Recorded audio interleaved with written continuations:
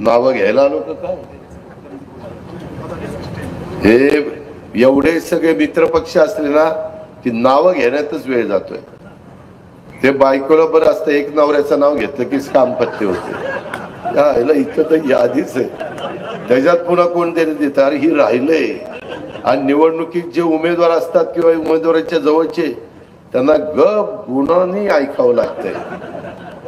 मतदान होईपर्यंत तुम्ही म्हणाल ही पूर्व, ही पूर्व, ही पूर्व झाली, बर ही पूर्व, आता ही, बर आता ही, आता पूर्व राहिलीच नाही. काय करायचं काय? आता तरंगे साहेबांचं नाव घेतलं की मी,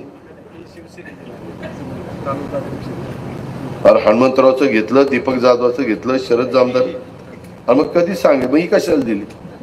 सुरेंद्र जेवरे साहेब, सूरज काळेजी, सुदर्शन साखरेजी, प्रकाश शेळकेजी, मिलिंद साबळेजी, विजय पवारजी, अनिल कदमजी, बाबासाहेब शिंदेजी, हे सगळे सन्माननीय शिवसेनेचे नेतेगण आहेत.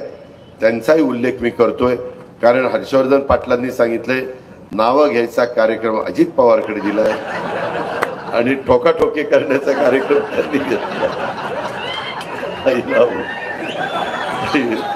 मित्रांनो, गमतीचा भाग जाऊ द्या.